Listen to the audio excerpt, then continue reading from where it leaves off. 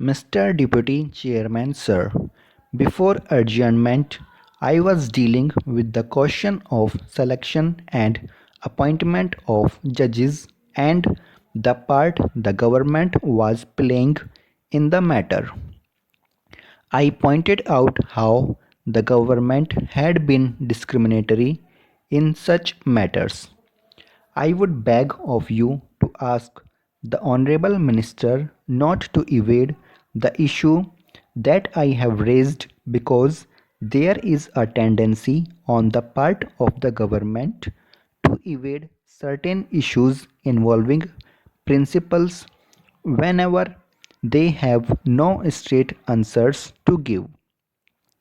Even if answers could be given, they do not feel like giving those answers for reasons best known to them.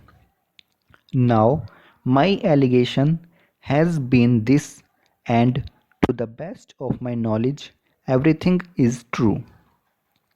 Of course, part of it can be corroborated from the Election Commission as to whether a defeated Congress candidate had been appointed as a judge of High Court of Calcutta, and the other part of it can be ascertained by the government from the persons concerned, that is to say, the former Chief Justice of Calcutta High Court.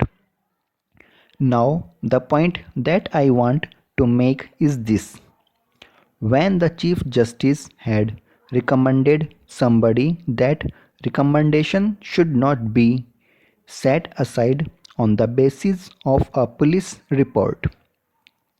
A CBI sub-inspector certainly is not a higher personality in our setup than the Chief Justice of a High Court. And yet the recommendation was rejected, as everybody knows, on the basis of the police report generally drawn up by the CBI sub-inspector of the regime.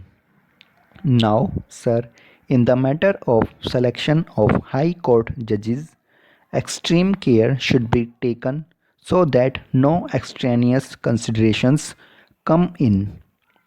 Therefore, sir, I would suggest that in the matter of selection and appointment of judges, the whole thing should be left to the judiciary itself, to the Chief Justice of the High Court, and finally to the Chief Justice of the Supreme Court. It is possible for the government to delegate these powers to them. Now, you will say that there are certain administrative considerations and other things.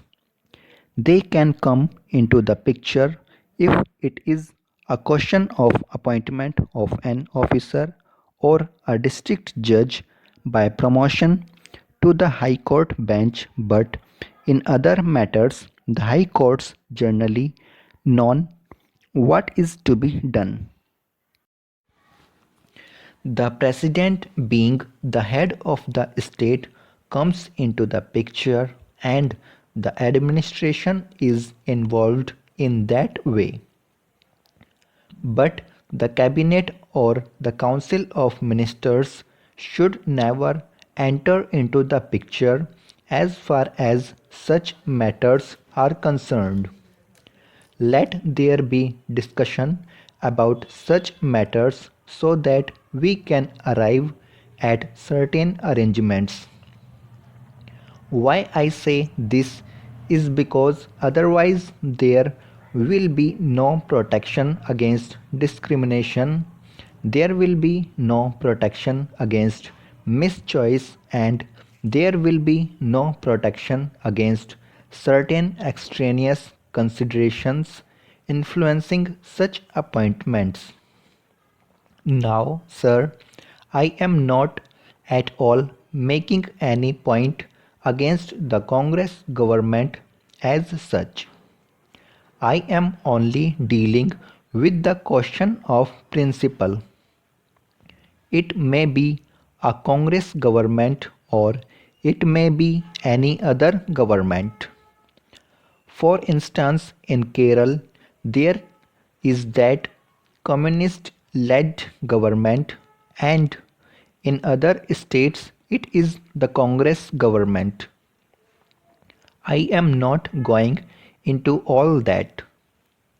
I think that we can discuss this matter as a matter of principle. Such appointments should be made by the judges of the high courts and by the judiciary itself. That is the main point that I want to stress in this connection.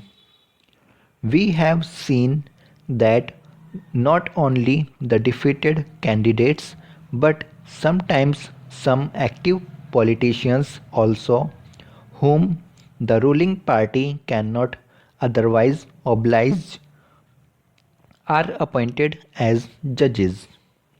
There may be a good reason for doing that thing or not. I do not know. But such things do happen sometimes. In fact, such things should not happen. It should appear to the country that the whole thing is being handled without any kind of interference or political prejudice and so on. Now I understand that they will not be willing to accept such an arrangement because they are not prepared even to allow the judges to settle the question of their own vacation. I can understand their difficulty because I know the frame of their mentality. But then that is not good, and in order to ensure integrity, this should be changed. Secondly, sir, I think there should be two types of appointments, one by direct recruitment from the bar and another, of course, by promotion. Promotion is no doubt very important, but equally important is the direct recruitment. Now, today, we talk about dynamic things. Yesterday, when the Prime Minister was speaking, well, science had been linked with matter. I do not know how things are being involved. Matter has been linked with the spirit. But here we are concerned with dynamic and social progress. Now I think we should have a proper type of man for our branch. That is very important.